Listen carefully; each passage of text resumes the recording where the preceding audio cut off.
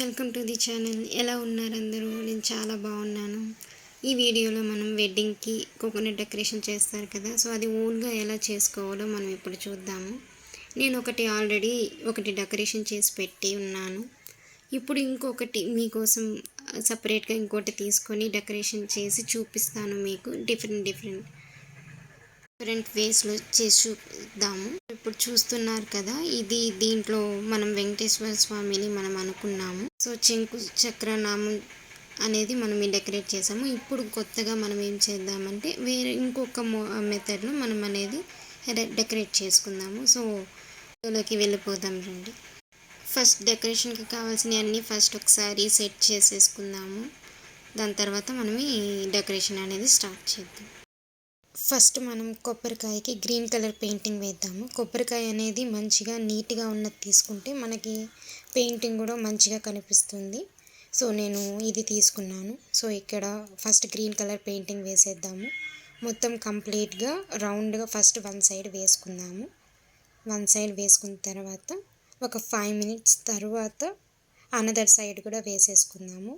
So కంప్లీట్గా వేసేసుకొని ఇప్పుడు నేను పైన ఒకటే వదిలేసి మొత్తం పెయింట్ వేసేస్తున్నాను. ఇప్పుడు గోల్డ్ కలర్ పెయింట్ తీసుకొని పైన ఎక్కడైతే వదిలేసి ఉన్నామో సో దాని అన్నిటికీ మనం అనేది పెయింట్ చేసేసుకుందాము. డిజైన్ కావాలంటే డిజైన్ వేసుకోవచ్చు, లేదు అనుకుంటే ప్లెయిన్గా అది ఎట్లా ఉందో అలానే వేసుకోవచ్చు.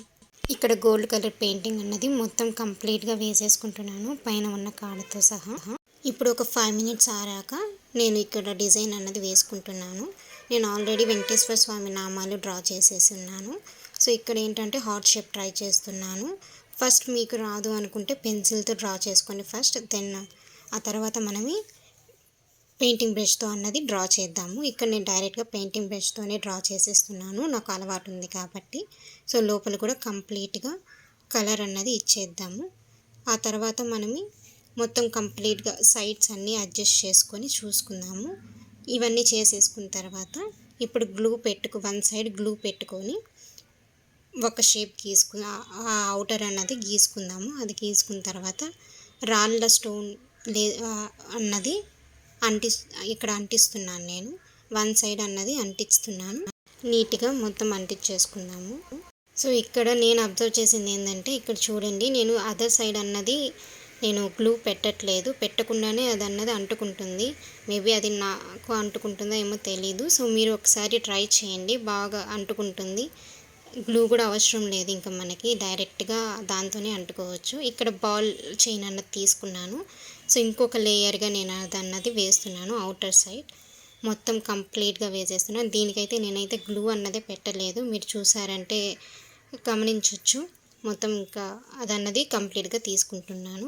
లోపల ఇప్పుడు మీకు నేమ్ కావాలంటే నేమ్ రాసుకోవచ్చు, లేదు అంటే స్టోన్స్ కూడా అంటించుకోవచ్చు. మొత్తం కంప్లీట్గా అంటించేసుకోవచ్చు. ఇక్కడ నేను ఇంకొక లేయర్ అన్నది వేస్తున్నాను. బాల్ చైన్ అన్నది ఇక్కడ నేను పెడుతున్నాను. మొత్తం కంప్లీట్గా మొత్తం షేప్కి అంటించేసుకొని, సో ఇక్కడ నేను గ్లూ పెడుతున్నాను, మీరు చూసారంటే ఇక్కడ మొత్తం గ్లూ అంటించేసుకుందాము. మొత్తం చైన్ అన్నది ఇక్కడ అంటించేసుకుందాం. కంప్లీట్గా అయ్యాక నేను లోపల నేమ్ అన్నది రాయాలనుకుంటున్నాను. ఇక్కడ ఇలా రాశాను, మీరు చూసారంటే ఇక్కడ నా నేమ్ అన్నది నేను రాసుకున్నాను. సో మీకు నచ్చింది మీరు ఏ నేమ్ అయినా రాసుకోవచ్చు. ఇప్పుడు నేను ఆల్రెడీ వెంకటేశ్వర స్వామి చేశాను అన్నాను కదా, సో అది చూపిస్తాను. సో ఇక్కడ చూసారంటే నేను వైట్ రెడ్ స్టోన్స్ అన్నది ఎక్కువ యూజ్ చేశాను.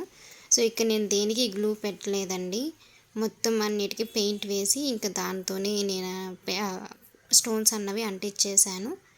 ఇక్కడ చూసారంటే పైన కూడా స్టోన్స్, పింక్ స్టోన్స్ అన్నవి నేను సపరేట్గా తీసుకున్నాను. సో దానిపైన బాల్ స్టోన్ అన్నది అగైన్ నేను మళ్ళీ పెట్టాను, దానికైతే ఇవ్వలేదండి.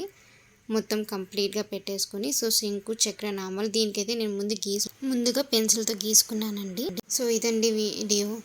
మళ్ళీ మంచి వీడియోస్తో మేము ముందుకు వస్తాను. Please subscribe to my channel. ఇంకా మంచి కొత్త అన్నీ మీకు చూపిస్తాను. ఇంకా చాలా ఉన్నాయి, సో అవన్నీ మీకు చూపిస్తాను. Please like, share and comment to Anu మీ అల్లరి పిల్ల.